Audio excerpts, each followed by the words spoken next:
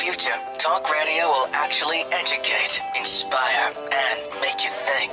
The future is now. Topics and music that affect your life from Universal Broadcasting Network. Tune in at ubnradio.com.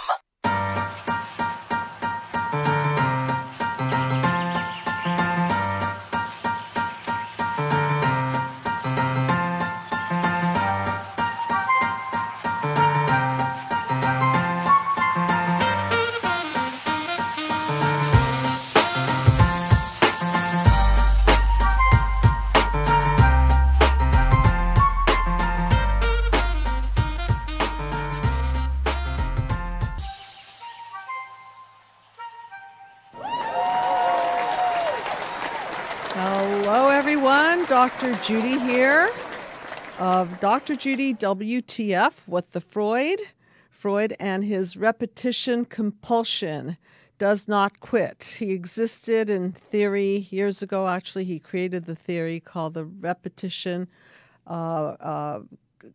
compulsion principle. And the reason the show is named Dr. Judy WTF is because we seem to be spinning around in circles and entering into the same patterns that don't work for us, kind of like the expression, if you want different results, you're going to have to do something different in your life. Unfortunately, we don't, and we just keep repeating and falling into what I call chaos, defenses, and eventual breakdowns. And for many of those who have seen previous episodes, I created a mind map to map us out of the crazy, chaotic minds that we unfortunately get left with as a result of our multi-generational injuries from many generations of mommy, daddy, grandmother, grandfather, and so on and so forth. And the mind map is a pathway to healing. It's a from through to model, taking us from the wounds of childhood through reprocessing the feelings and getting the poison out, and then rebooting, paradigm shifting into health. So tonight we are continuing the series on mind mapping, satanic ritual abuse. And we're going to have our caller, Raquel, on air. And she's been sharing with us, very generously sharing with us, her experience of severe abuse, severe trauma. And I know, Raquel, that you've been working really hard with the Mind Map video series and just in general, very hard on the process of mind mapping your way out of this, I call it double dungeon of darkness, because that's what it is. And so just a little bit of information for the audience. I am extremely excited to be presenting my first mind map seminar in beautiful Sherman Oaks at the lovely Psychological Healing Center. That will take place September 14th, 15th, and 16th. We're going to marathon our way through panels 1, 2, 3, 4, 5, 6, 7, 8, 9. And we're going to have a lot of aha moments and a lot of breakthroughs and psychological education and mind mapping our wounds and then reprocessing the feelings. We already have people signing up, so please do sign up. You get a $300 discount on early registration. You also get the mind map video series and a copy of my book and lunch included. And you don't have to eat my cooking because I'm not going to cook. I'm going to order some good food. So please join me and the group at the Psychological Healing Center. And do leave me your email so that the team, can send you information. And you can always drop me a line and your email. With that said, I'm going to have tech support put up the mind map so that you can see it. And we have done a great job, Raquel and I, of going through panels 1, her wounds of childhood, very severe, her reactions to the wounds, including shutting down and dissociating, and her encoding her sense of worthlessness and her chaos of her life, the deep, dark hole that obviously a person falls into when they're injured at that causal level to this great extent, and then the defense mechanism she's built in, primarily splitting off and needing to escape her mind and body, actually, to survive this level of abuse. And then we started breaking through, and we started breaking through with tracking the injuries that her mother left her with. We're going to finish off panel number 6 today, and then go right into paradigm shift healing, which is the recoding, and then balancing out. So I know it's a lot of work in a really short amount of time, and that's what the mind map does. It hones in on what the situation is, what the problem is, and what the solution is, so people don't have to waste months and years of therapeutic time and money. So whenever Raquel calls in, we're going to continue with mind mapping her panels. And so just a little bit about the definition of ritual abuse according to the Ritual Abuse Task Force. It's defined as a brutal form of abuse of children, adolescents, and adults consisting of physical, sexual, and psychological abuse and involving the use of rituals. Rituals do not necessarily mean satanic, but in Raquel's case, they were satanic in nature. A lot of people who survive this level of abuse are suffering from complex PTSD, not surprising, depression, anxiety, all kinds of symptoms. And symptoms are our cues and clues that point to the cause of the issue. So Raquel, whenever you're ready, give a call. I'm here waiting for you. And audience, hold your questions unless you have maybe one or two. Maybe we'll hold the questions till the end, because this is going to be our last mind mapping of Raquel and the abuse and the healing that she's going through. So tech support, let me know when she's calling in, okay? And in the meantime, I'm just going to continue on and talk a little bit about ritual abuse and how I see it as a hostage situation. Childhood is a hostage situation. Well, this is even worse, because the people who hold us hostage as in our childhood years, some of them are lovely and kind and empathic, some of them not so much, and some of them very, very sick and evil in this case. And a little bit about my philosophy on evil, because people ask me, well, aren't people just born evil? I don't believe that we are born evil. I think that we're not sick. We've been made sick. That's just the way I see things. I know people have disagreed with me, and that's okay. And I'm sure that there are cases where people's brain injuries and their amygdalas and their brain activities have shown to have damage in those areas. So I'm not saying that there isn't a biological component, but again, the mind and the body are interconnected. So when you have abuse in the form of neglect, in the form of physical punishment, in the form of threat to your life, then obviously you're going to have reactions to this level of abuse, and obviously you're going to encode it into the fiber of your being. And what we encode as children has to do with what we believe to be our fault. We are always at fault because, as analyst Alice Miller says, a child would rather be a bad child in a good world, meaning that the child always thinks that the people around them, the parents, are correct and that they're behaving badly. And if only they could behave well, then this kind of abuse wouldn't be happening to them.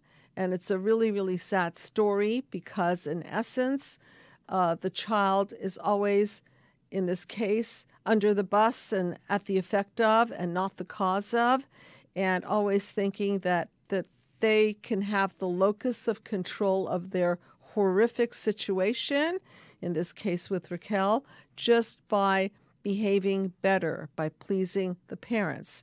And of course, this doesn't prove to be true because no matter what they seem to do, the parents are unpleasable. And no matter what they seem to do, the parents will continue to enact their multi-generational wounds upon the child.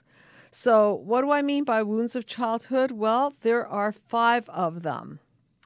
And of course, there are more, but the 5 main ones are obviously physical abuse, obviously sexual abuse, verbal emotional abuse, neglect, and smothering. And each type of abuse bruises the individual in different ways. And I know I've been asked by my audience to talk more about, well, how's a borderline personality disorder formed?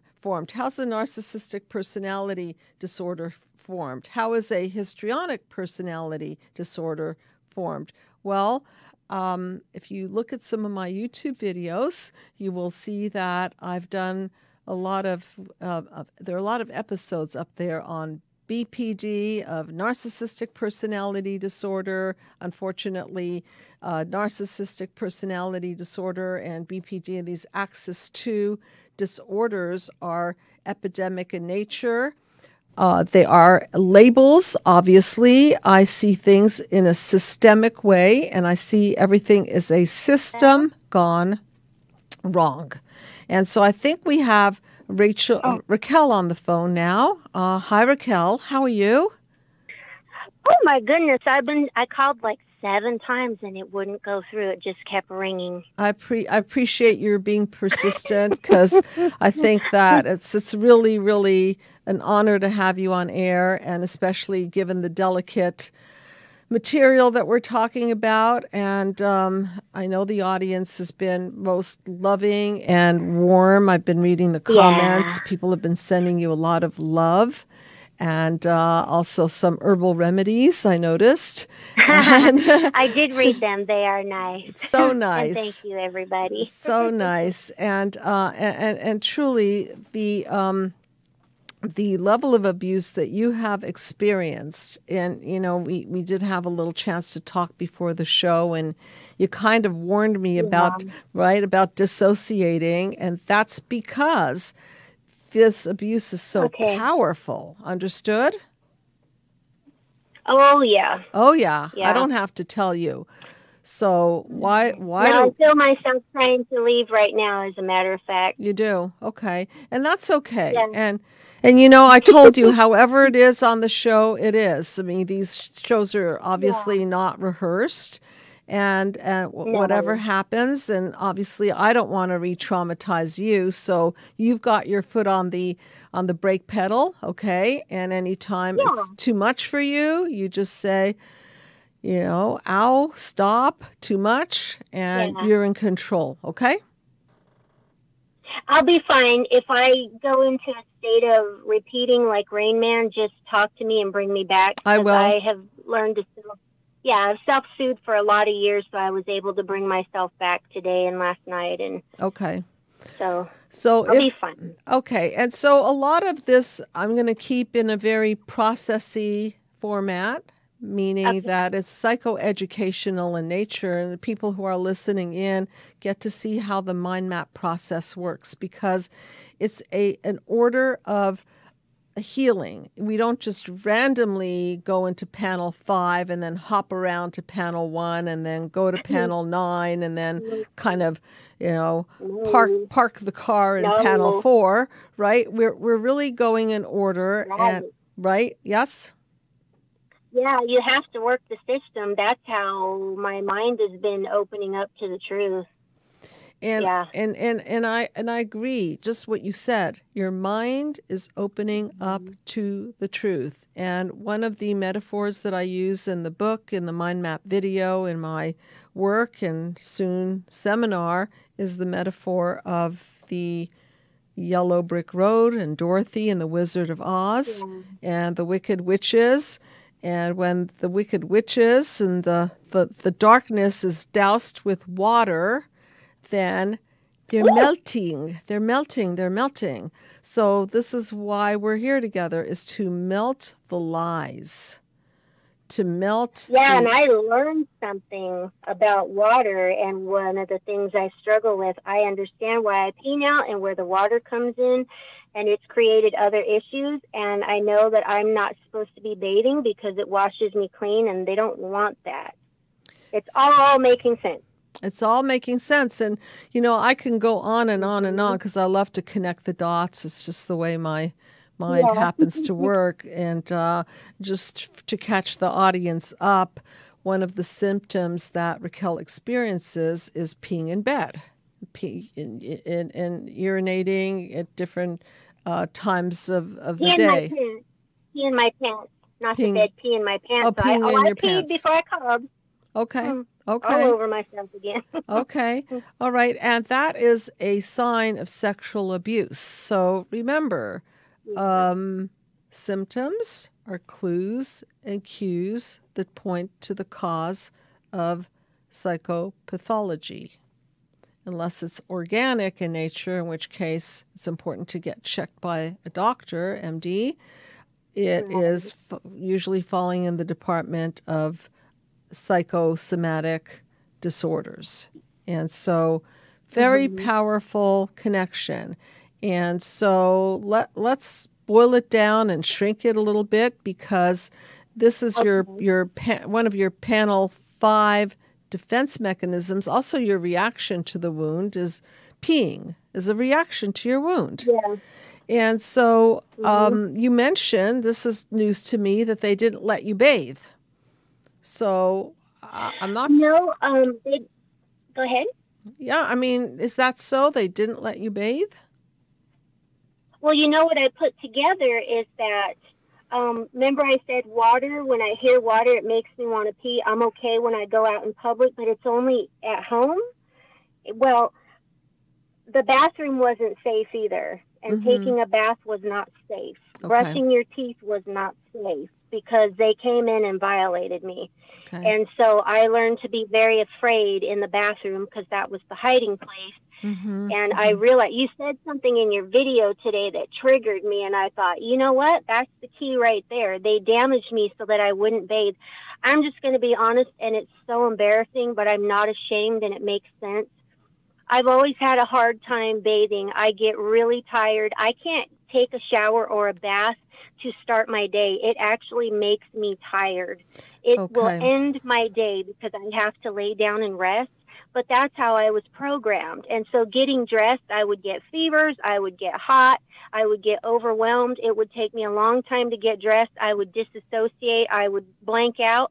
And then an hour or two would be gone, and I'd go, what the heck? Yes. I'm not even dressed, and where'd all this time go because of the trauma in the bathroom? Okay, so see if this makes... So not bathing... Ahead? No, go ahead. Oh, well, not bathing. I mean, I'm almost 50 years old, and it's gotten to where brushing my teeth isn't natural anymore, and bathing, I don't want to do it. And I always say, what is wrong with me? What's going on? There's something going on. But that was it. That was it. And you said about washing clean with the water and how it washes away stuff. Well, that's very therapeutic and cleansing for me. I love to take salt baths and, you know, essential oil baths. But I realize why it's so hard for me. It physically makes me sick and shut down because of what was done. Well, and they don't want you to wash yourself clean and be renewed, because they need you to stay stuck and broken. Right. More power. Remember, audience, it's all about power and control. And so, Raquel, if they keep you dirty, powerless, broken, then you're just an easier, more manipulatable target for them. More manipulatable and easier target for them. And so if we take a look at why you would have a fear of water, think of Pavlov's dog, okay? So Pavlov was a behavioral therapist back in the day, and he did experiments with a bunch of dogs, and what he would do is he would ring a bell before mealtime, and it would the bell would be associated with food or shock, for example, okay? And so when the animal got fed, then the bell represented something positive reinforcement. And if the dog was shocked every time he or she ate, then the bell would be associated with negative reinforcement. And so he discovered in his experiment that negative reinforcement, the shock, would create avoidance, fear-based behavior. So when you say, what is wrong with me? My answer is, nothing's wrong with you. You've been conditioned to fear. Remember, we're not crazy. We've been made crazy. So this is part of, remember I was talking about Alice Miller and the child thinks that he or she is the bad one. What is wrong with me? Well, what is wrong with the people who did this to you? And what is wrong with the people who did that to them and that to them? And we can go down the multi-generational line here and see that everyone's been made sick and crazy. And this psychovirus, as I like to refer to it, just keeps going from generation to generation. And our job is to break it. Yeah, and I'm excited about that. I'm tired of this. I have chronic fatigue syndrome, like severe. And so on top of all that stuff, I mean, it lays me out. I am exhausted and then never have any energy. And it makes sense. Okay, so we're going to complete our Because of You with your father. We did a very sad Because of You with regards to your mother, and we're doing it to, in a sense, psychologically exorcise, if you will, the poisons that have been sitting in your system, and for you to release the toxins and pain and shame and everything that lives within you that then breaks down your body, mind, and soul. So let's get into that, and we'll complete on that, and then we can go into panel number 7, 8, and 9, paradigm shift, and then recoding. Can I tell you something really fast? Please. I'll make it brief. Please. I started remembering, and I think you knew this, I actually have a list for my father. Okay. It's not just a few. But I started remembering, I know why he cut off the relationship, because I started remembering my mother threatening to kill us, and you know what I'm capable of, and I'll effing kill these kids. These MFers will die. And she was going crazy. It wasn't the only conversation she had with him, but the last one, it ended up calming down, and I think he just agreed to leave us alone, which is still sad. He still failed us. Yeah, he sure did. You'd think that if he was a protector, a father, then he would do the opposite, wouldn't he? He would be your hero.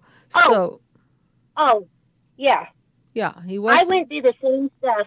My mother threatened me with my child, and I'm starting to remember my mother telling me stuff and threatening me, which makes sense because my first husband was threatening my child and our child too.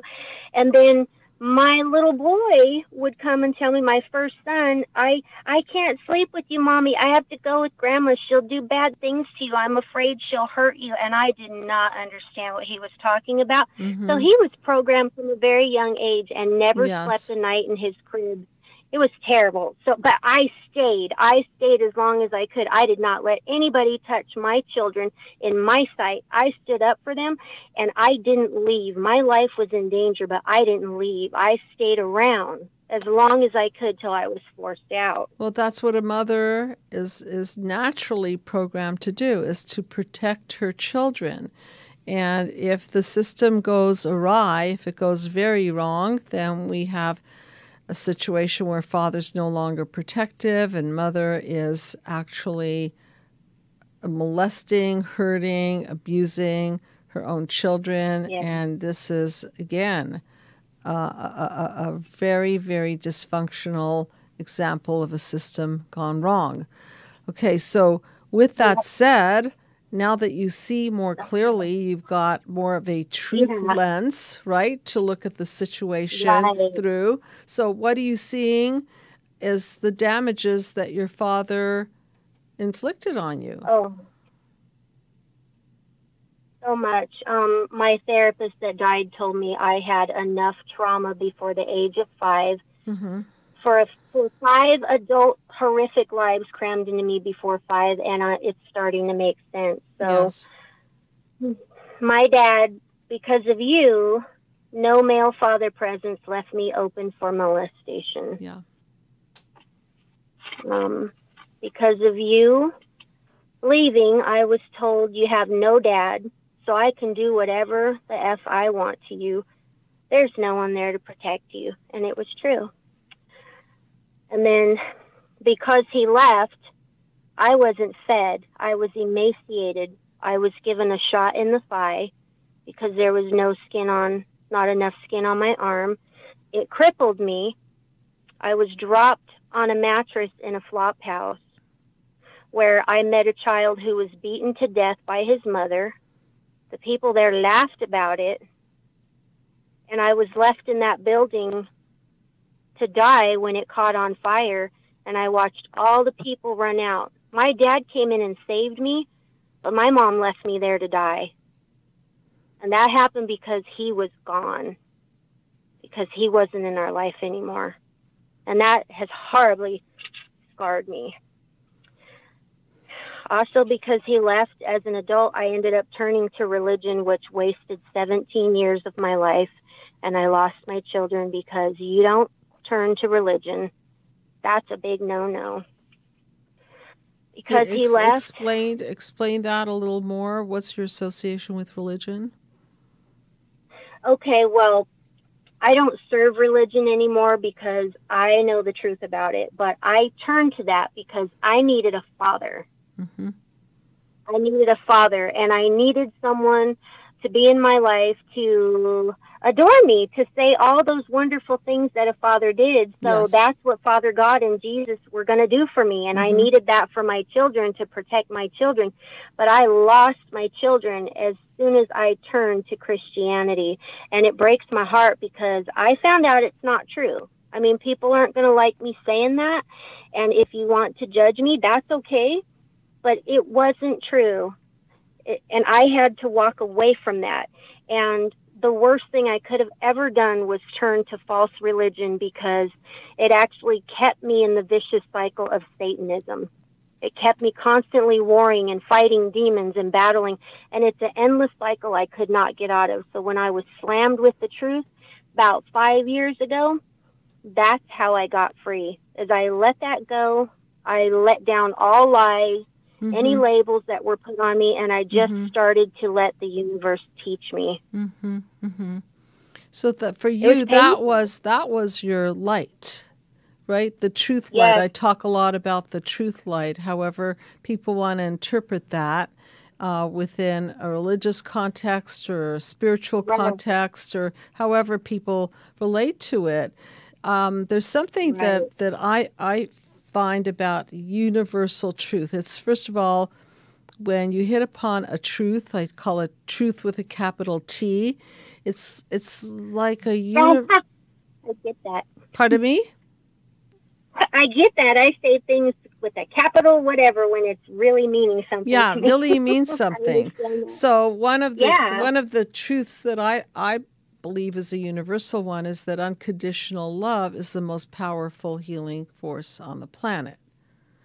And it's absolutely correct.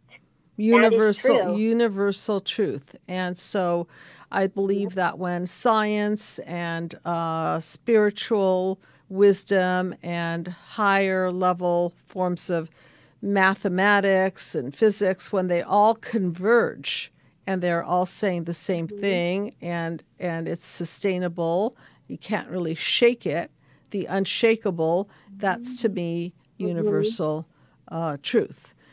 And so what happened in your father damage area, I think most of it was what I refer to as acts of omission. There's acts of commission and acts of omission. Commission is you commit a crime. Your mother did X, Y, Z to hurt you. Your father didn't do X, Y, Z to help you. Act of commission and omission. A lot of people get very angry at the committer, and then they forget about the omitter, who's just as, quote, quote, responsible. Oh, no, they're both responsible. Absolutely. Yeah, they both failed. Yes.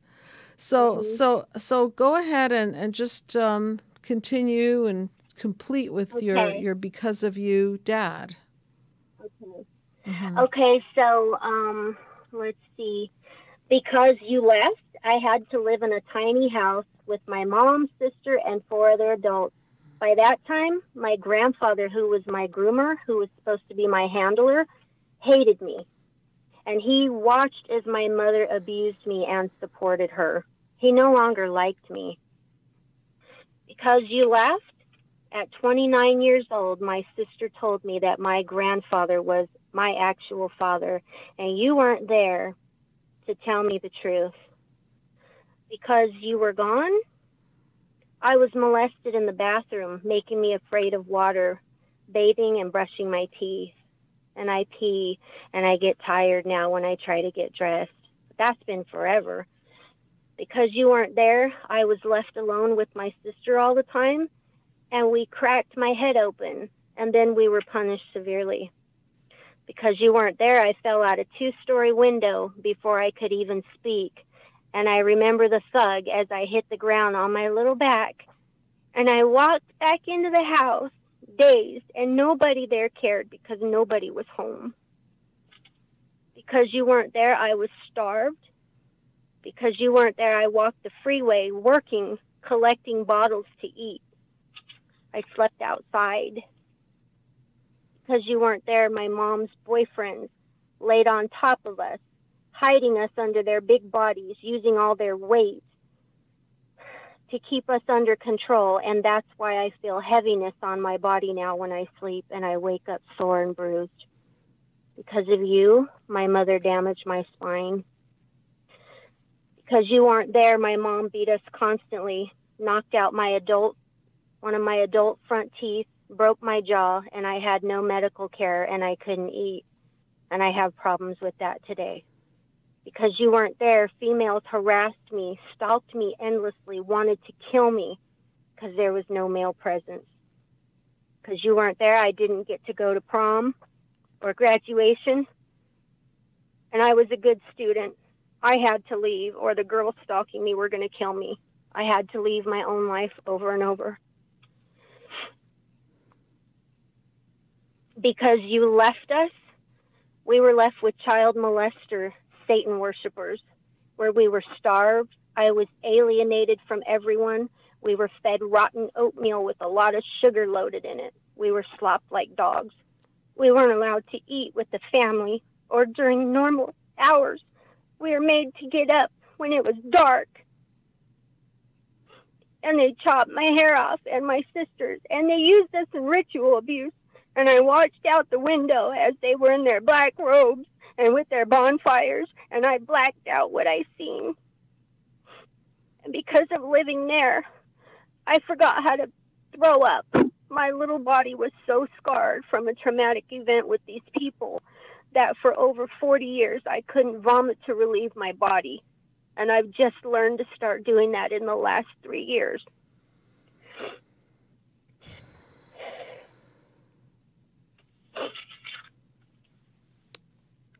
Wow. No words. There's so much more. No words. No words. This is I know, and I'm beyond. The child in me just cried and cried and said, listen to me. This was your life. You're the adult. Listen to me. Listen to me. This was really your life. I'm just horrific. Curious. I'm curious what inspired you to go on. I don't stinking know. Okay. I don't know. I really honestly don't know, because when they were doing ritual abuse and all the crap that they were doing, I was alienated because I was supposed to be the one who stepped into my rightful place, and I didn't. I know my sister saw things that a child should never see. And in my life, I encountered a grown man who confessed to me because I came from what he did. Only his wife knew and no one else. But he was forced to behead his own siblings, and he still lives with that shame and cannot get over it, even though he was forced to do that. I know my sister was used in those things, and she never forgot those things. But because I would tell, they didn't have me at those things. And because I wouldn't serve and submit to that junk, I was alienated a lot. I don't know what kept me going. I really don't, because I remember wanting to die as a kindergartner, and I remember wanting to die at 14, and a big presence of love would always fill the room where I was. And then I would get up and symbolically brush my knees off and say, okay, Rocky, you got to keep going. You got to do this. Pull your big girl panties up. Move on. You can't stay stuck in this stuff. You got to do this for yourself. And that's what I've always said to myself. I don't know how. So I don't know how. It's just beyond. It's bad, isn't it? It's bad, isn't it? It's bad. It's bad. It's bad. It's bad. It's bad. It's bad. It's bad. It's bad. Yeah. It's really, really bad. Really, really, really it's really, bad. really bad. That's right. It's really bad. And so now I just want to direct your attention to the fact that these things were done to you, and it's really, really easy for a child to identify their badness with what was done to them. Okay, so let's make a distinction between who you are and what was done to you. There's a big difference. Okay, right? Okay. You are not your injuries. You are not the people who abused you. You are not that. You are not that. Okay, and so panel number 6 represents a breakdown, which you're having, and in order to have a breakthrough, sometimes we have to break down because we have to bottom out. Okay, and this is pretty bottom out, wouldn't you say? And interestingly enough, you've said to me when we were talking, oh, if I dissociate, and I said, okay, if you do, so be it. You do. Well, it doesn't sound to me like you're dissociating, are you? Really? I thought I was. Isn't that what it is? Yeah, but I thought I was. You thought you were, but you're not dissociating because you're actually staring at what was done to you. You're not what was done to you. Okay, so let's pull this thing apart. Who you are and what was done to you are two separate things. They feel the same because what our minds do with this information is our minds make it to mean we're dirty. Our minds make it to mean that we're bad. Our minds make it to mean that we're worthless. Our minds make it to mean that we need to die. Okay, this is what our minds do to us. All right, so I use a phrase. I know you heard it because you're watching the Mind Map video series and reading the book and doing the therapy. And it's not a thing that you're not doing. I think it's incredible your struggle with this and your desire. Your desire is incredibly strong. So I use a phrase called identify it and identify with it, okay? And that's going to be your paradigm shift. So this is what I want you to focus on, is that you as a human being, we both know the truth is you deserve to be loved. The truth is you deserve to eat. The truth is you deserve to bathe. The truth is you deserve to be cared for. The truth is, okay? And the fact that you weren't is absolutely not your fault, okay? So you as a child and maybe as an adult also, you've taken on the identity of what was done to you. And so let's take a little step back for a moment and look at it as a bad movie, okay? Because that's not being done to you. Right now, we're talking about what happened. It's not happening.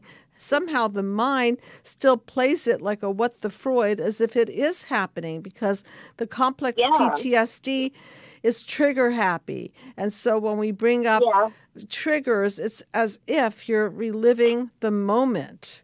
It's as if. So let's just identify that you're really, the truth is the moment is in the past. And the only moment we have now is perspective. Okay? The truth lens. So I want you to see the past as a really, really bad, and I don't have enough bads to add to this. Yeah. Horrific, Neither. satanic, out of this world, horrific experience. Okay, and that's what you were subjected to. Okay, so as you begin to gain perspective, start to realize that what was done to you is not who you are. And it's almost like a reverse brainwashing right now, because you were brainwashed into thinking that who you are is dirty and who you are is bad. These concepts have collapsed in your little girl mind, and they're just not the same. So we've got to pull these concepts apart.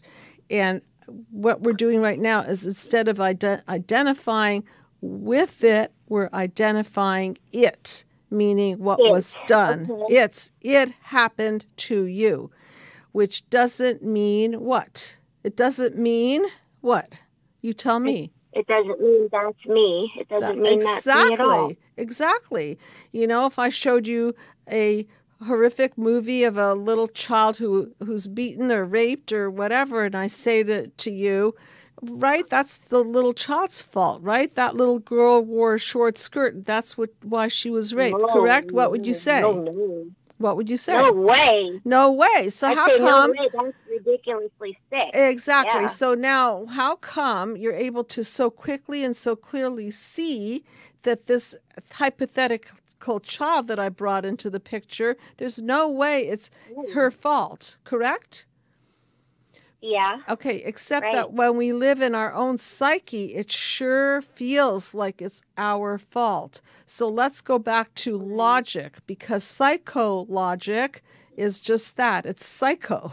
It's not logical. It is. Right? Okay, No. So we're going from psychologic, which says you're bad, you're dirty, you're damaged, you're this, that, and that. And the logic is you are just who you are, and these horrific things were done to you. Okay? Can you see that?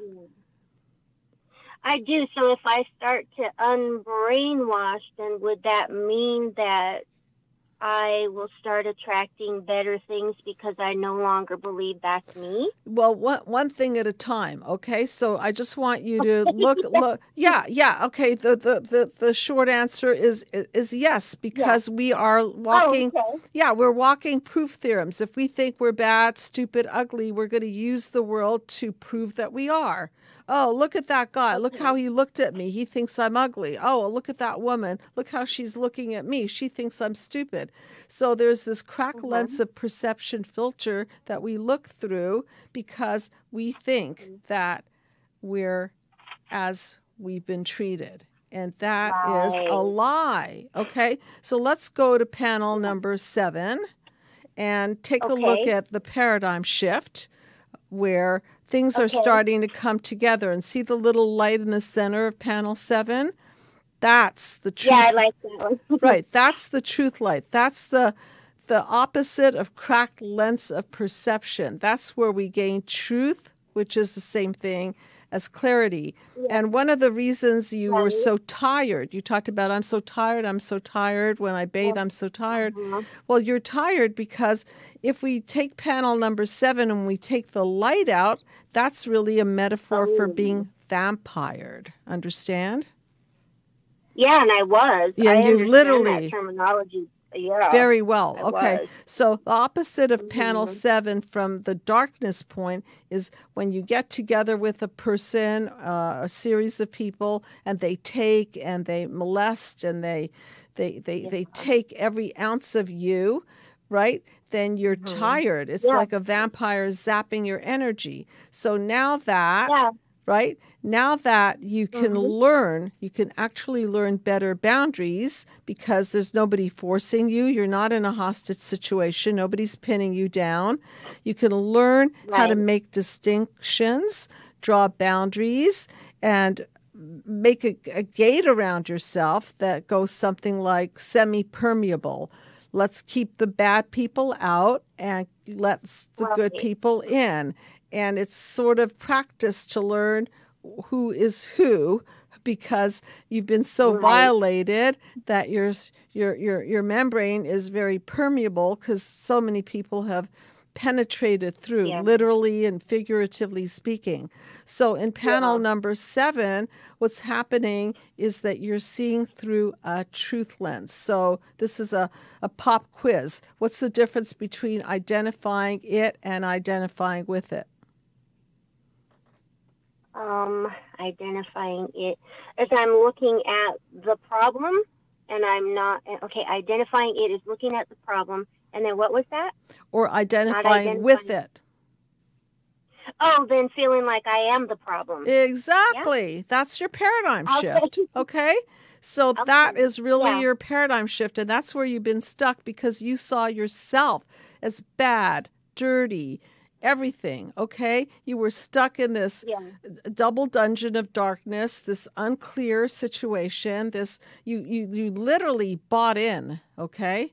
Bad sales job or good sales job, good evil sales job. They sold you on a bill of goods that you're a dirty, worthless human being, okay? And now you can identify what happened to you and start pulling out.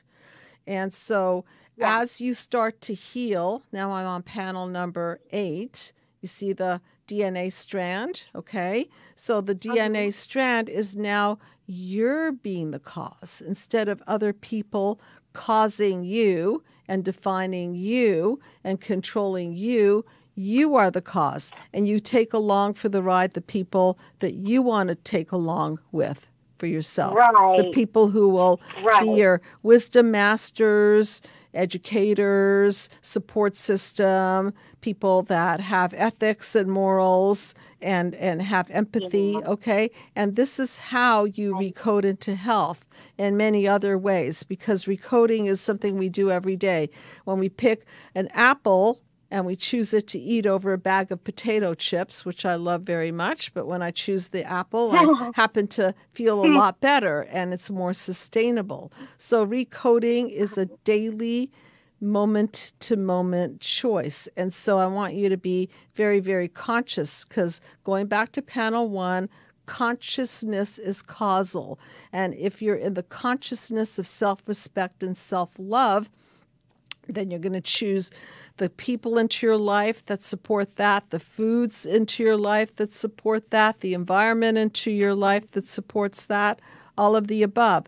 And so rather than your DNA being the psychovirus, it's now you're encoding and, recoding yourself into health. Does that make sense to you? Yeah. Okay, and if you move... because doing your panels, I learned a lot of good stuff about myself that I would not have known had I not followed your panels. Like what? What did you learn about yourself? Oh, well, I did all the stuff, but well, I know I'm an amazing person. Okay, and what do you know? Huh? What do you know about yourself? I'm an amazing artist. Okay. I'm loving. I'm kind. I never leave people to cry alone. I'll walk up to a stranger and just sit with them or give them a hug. I'm not jaded. I love men, women, children, animals, elderly people. What I've been through hasn't made me feel hateful towards people in life. It actually makes me want to love them more. Well, how fortunate, because a lot of people who have undergone such satanic ritual abuse, they cut their empathy, their hearts cut out of their chests, so to speak, and they no longer feel, and they project their pain onto other people. So what a remarkable thing that you're creative and you're loving and you have empathy.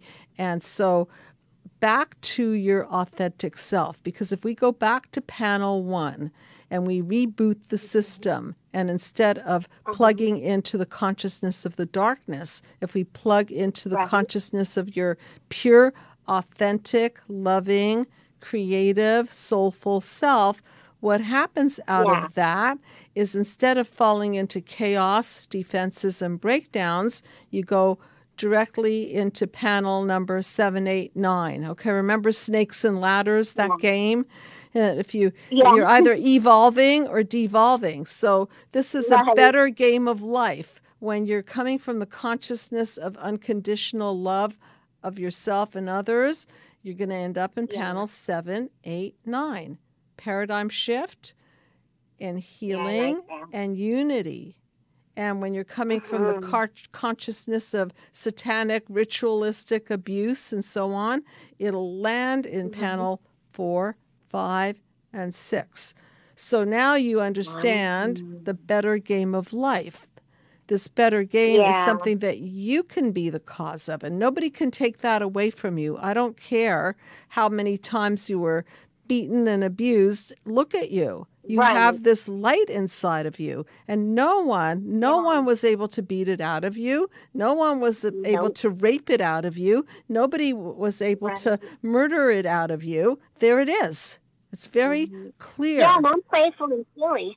I'm playful and silly all the time, and people ask, is she always like this? And people that know me will say, yeah, she is, all the time. I hardly ever get sad or depressed, and it's actually helped me understand that, Raquel, that is really you. That's correct. That's really you. Right. Okay, so I thought it was an act. I wondered. No. The Wizard of Oz, remember at the end of the story, Toto, I call him Toto the truth dog, pulls the curtain, and behind the curtain is this stupid wizard manipulating, right? I felt that same way as a kid. I felt that about that movie. That stupid old man's behind the curtain controlling everyone. Shame on him. Right. Okay, so now you get to be the cause, okay? And you get to see that these satanic, horrific people who were also injured, and that's what made them to be who they are, okay? So these people were like the Wizard of Oz, manipulating your world, manipulating mainly your view of yourself and the world. And so now we're shutting the switch off, okay? We're literally, that lever is being shut down, and no one's controlling you. No one's telling you who to be and how to be and what to be. It's you. You are the cause of part 2 of your life. You were never the cause of part 1, because how could you be? You were in a hostage, satanic, ritualistically abusive childhood. No way. Okay? Right. So we have come from, through, to, and I know that this cycle that we've been through will reverberate until it dies down, because that's how the psyche works. You know, if you have a knot in your back, sometimes you have to pass through that knot over and over again until you get it out. Each time you go through the cycle of thinking that you're bad, thinking that you're evil, I want you to turn the truth light back on and remember that you were not the cause. These were messages that you incorporated into the fiber of your being because you were just a child and you believed. You believed your authority figures. It's just that in your case, your authority figures were so warped that the information was just a bunch of garbage. Okay? Just a bunch of garbage. So anytime you think to identify with it, just remember psychovirus, garbage encoding, not your authentic self, and go back and take a look at yourself in the mirror and look at yourself in the truth light, and you will find a creative, warm, loving, compassionate, empathic human being. Wow, where did that come from? Yeah, and I'm smiling really big right now because I like that. It all sounds really good. And you didn't even, I don't think you even dissociated during this session, did you? I guess I didn't. I thought that's what I was doing when I would start to talk like a child and then have to soothe the adult in me would have to bring me back, like, so I wouldn't be stuck. I thought that's what I was doing. No, I don't think you needed to dissociate, because dissociative is a form of a defense mechanism, and I don't really think that you needed to defend against the truth. On the contrary, I think you were welcoming the truth. So there was no need to go anywhere. Where are you going to go, right? Well, Right. Right. you're, I fall in love with the truth. You're falling in love with the truth. Yeah. And I think Yeah. we went through a very, very truthful process whereby you told a lot of horrific experiences that you went through in the course of your life. And now the truth is that you have come full circle from the past through the process to shifting out of it, identifying that you are your true authentic self, and identifying that everything that happened to you is not your fault. You were not the cause, and it doesn't define you. Okay, that's the key. It doesn't define who you are. Okay. Thank you for making that all clear for me, because I'm very good at taking direction, and if someone will lead me in the right way, I'll listen and I'll do it. I'm going to keep doing the program and work through my life about everything that I remembered so that I can clean up all the trash. That's beautiful, and that's what we have to do. We have to go through it until it no longer lives in us, because if we carry this garbage inside of us, then it's going to pollute our system. And this time we had the opportunity, you and I, to really process the poison and let it out and reboot the entire system into health. So as you know, Raquel, this is a project and a process, and it's been your process, and you've been incredibly honest and incredibly brave to share this in a public forum, and I know that a lot of people are going to benefit by this. I wish you were able to come to the seminar. You're welcome to come. I know, me too. You're welcome to come. And I would so love, I just want to tell my audience, I would so love to meet everybody. Come to the seminar in Sherman Oaks, September 14th, 15th. We're going to marathon through this. And there's going to be a lot of love and group support and good food.